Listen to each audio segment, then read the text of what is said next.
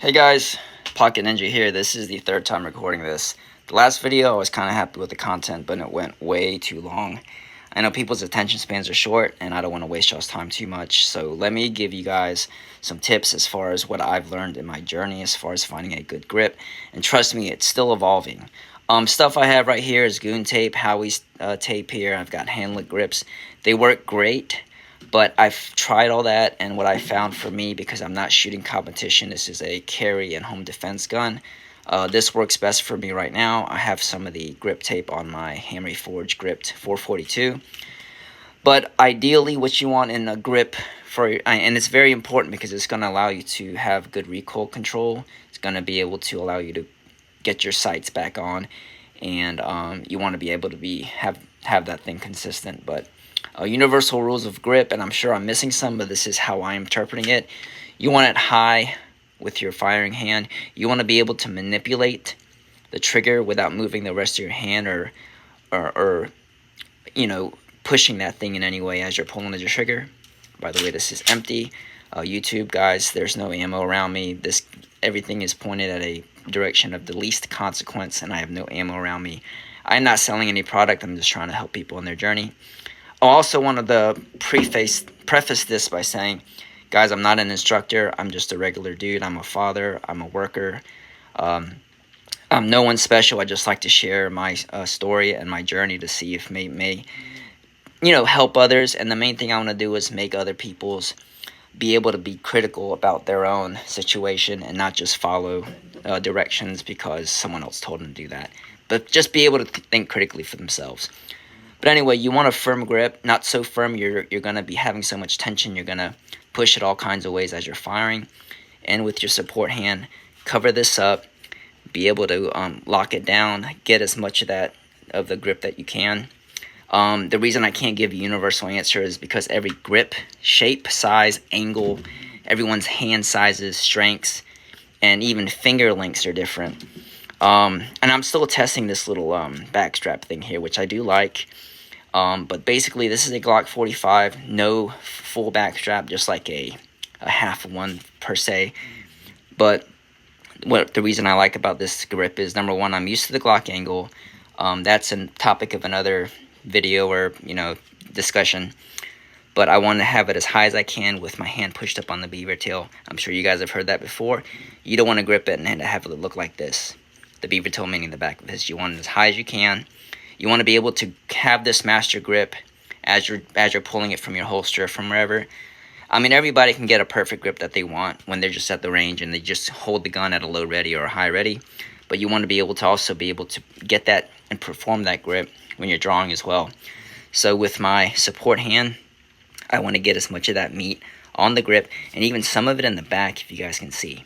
Like I said, this is going to be different for everybody because everyone's hand sizes are different, and so is their gun. At first, I did try the thumbs forward, really angled wrist lock kind of thing. That doesn't work for me. Main thing is uncomfortable. I'm sure if I kept trying, it could be better. But the main thing is I'm not able to get a good wrist lock with my angle that way. It just doesn't work for me. But honestly, you don't need that kind of... what you're trying to do is you want to still let the gun recoil, but you want to be able to get it back on target as straight and as accurately as possible. Maybe some people will say you're trying to keep the gun flat, but what I found is when I'm fighting it, especially with a non-ported gun, is sometimes I'm putting too much emphasis down on it, and that's something you can practice out, but I don't really want to deal with that. So I just put as much of this support hand, thumb, or hand on the side of the grip that's exposed from my firing hand. Get it high, but not so high it's interfering with my controls, and it's something I can repeatedly do when I draw. As I'm pulling it out, I marry my hands together, and I just wrap it up and, swim it up there. People that I found great tips and instructions as far as getting a repeatable, consistent grip.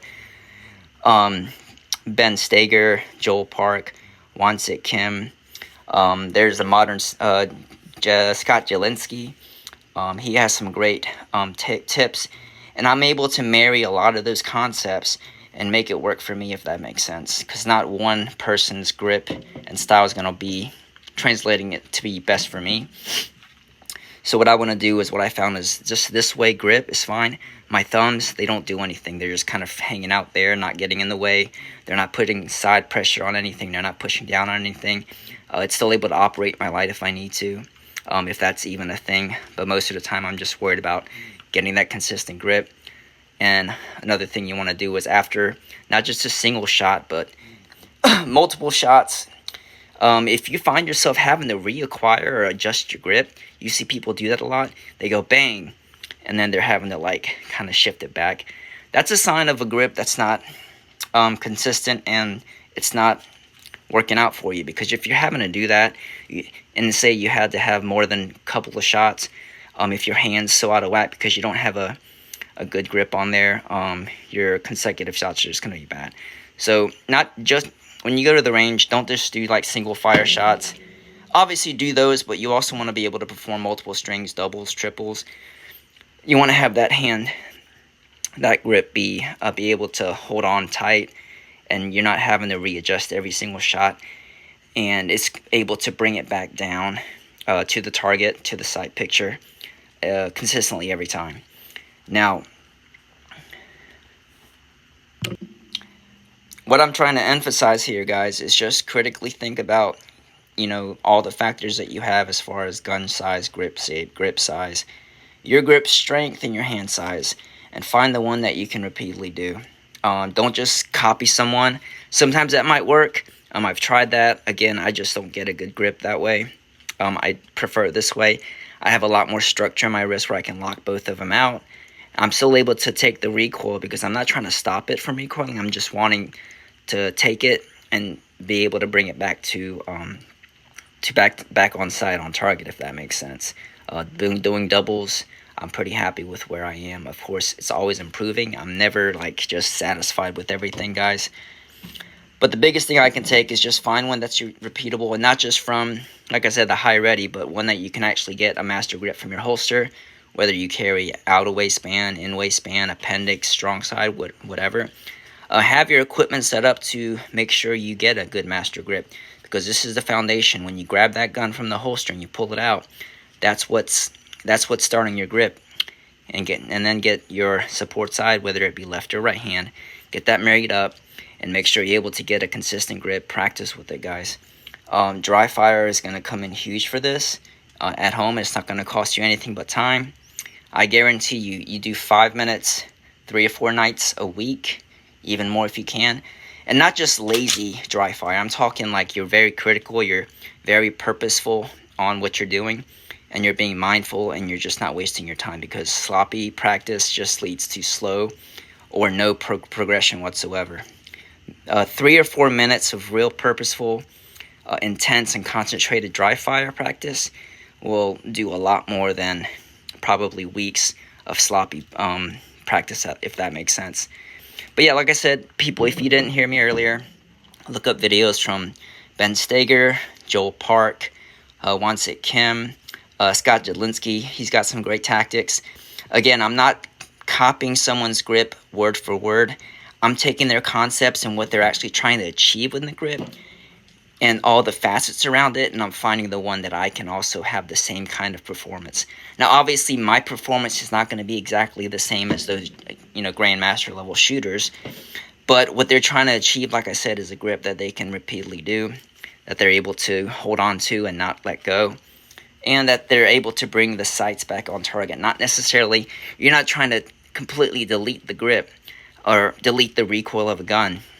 I know we see that a lot on social media, and it looks awesome, and it looks very impressive. But just far as an everyday shooter, what you want to do is just find one that you can just get reliably done. You can try stuff like, grip tape, handle grips, Talon grips.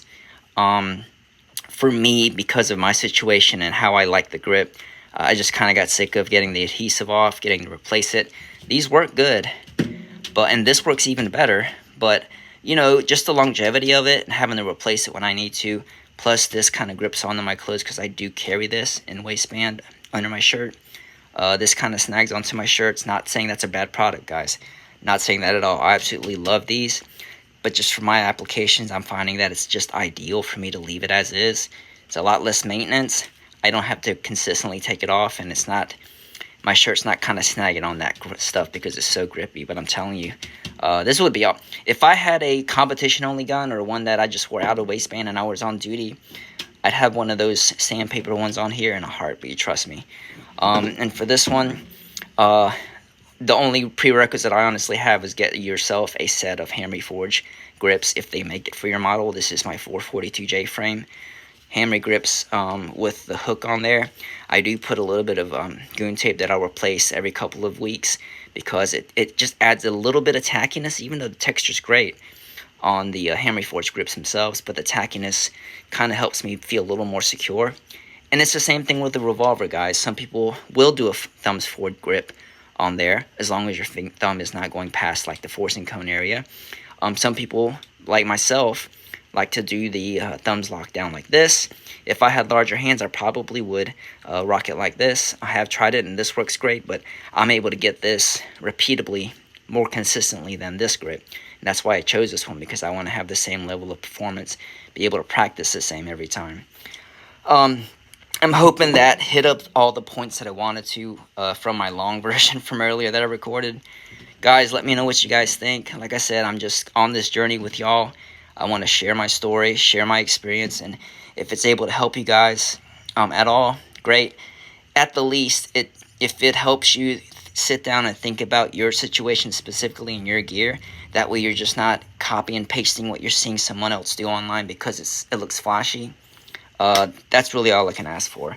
I hope this was of some help. I'll try to get more content put out here shortly, guys. I've been a little bit slow, but that's such as life.